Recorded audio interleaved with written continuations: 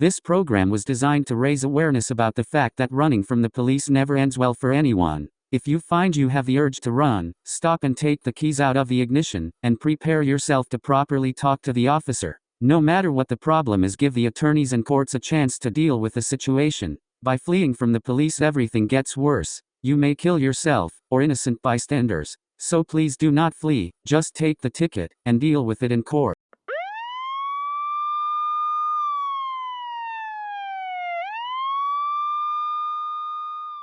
Okay, welcome back. We're here with our next guest, a police officer, and he has been involved in many traffic stops and many police chases.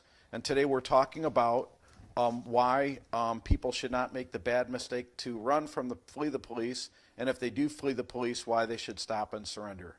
Thank you for being here. Thank you. And I know you've been a police officer for a long time, and you've been involved in a lot of different scenarios involving traffic stops, and once in a while when people make the bad choice to flee the police, right? Yes. And so, what happens when someone decides to make the bad decision to flee from a traffic stop or flee the police? I've seen a lot of situations where when they do flee from the police, they either crash into a building, they crash into another car, or it's generally not a good idea with not good results when you flee from the police. And it's sort of a quick thing that happens that changes lives for a long time, right? Yes, it's a poor decision made on a very quickly without even thinking about your actions or the consequences of your actions. And most times that people flee from the police, it's pretty irrational decisions, right? It's almost something like they just have maybe some drugs in the car or something like that, or maybe they have a warrant. It's anything from having a driver's license suspended, a traffic warrant,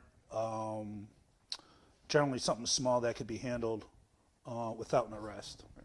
And so a lot of times, if they just simply had stopped and cooperated, they probably wouldn't have wouldn't be arrested, maybe not even get a ticket sometimes. A lot of the times, yeah, depending on the situation, a ticket might not even be issued.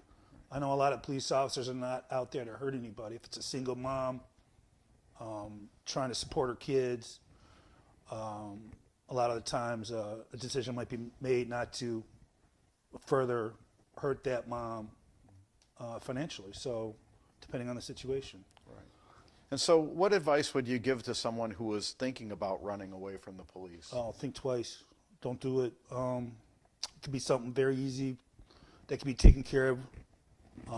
Might not even have a traffic ticket issued to you. The best thing to do is just stop for the police officer, follow directions, and we'll go from there. And you've made arrests before where the people, where they think it might be the worst thing in the world, and they're out maybe the same day. Is it true? Yes, that's true. I've had arrests, and they'd be out before I'm done with the police report. Right. So a lot of times people, their thought to flee is usually a very, very bad and irrational decision. Is that true? That's correct. Now, when someone flees from the police, it's still not too late for them to simply stop and surrender at that point, right? No, I've seen incidences where a chase would be initiated and the individual driver would stop maybe a mile and a half because he thought better to stop. And I've seen it where an officer would go ahead and do the investigation and release him at that time. Mm-hmm. And in your experience, it's usually, I would just imagine that it's usually an unintended consequence from the person who's fleeing police. They're usually going to kill someone that's crossing the road or somebody that's going through a green light. Isn't that usually the case? Yeah, I've seen a lot crashing into buildings, crashing into the houses. We just had one that made the news on Evergreen. I believe it was the Southfield police was chasing a stolen Kia, and the individual passed away from fleeing from police because of a car accident. So, can you describe what that's like when you come up on a scene and someone is just carnage? It's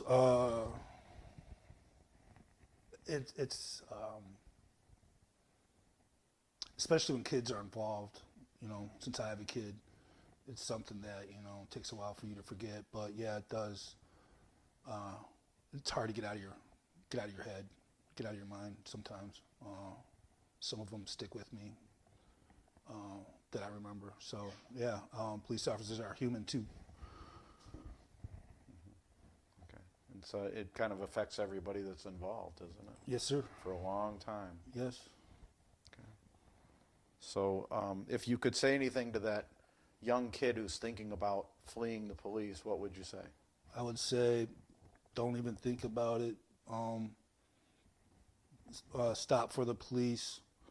Follow instructions.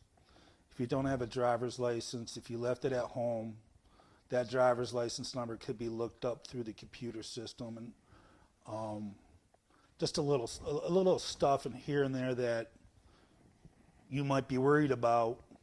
So you might be thinking about fleeing from the police, when in reality, it's not that big of a deal. Okay. Well, thank you so much for answering the questions. Thank you for having me. Thank you. Bye.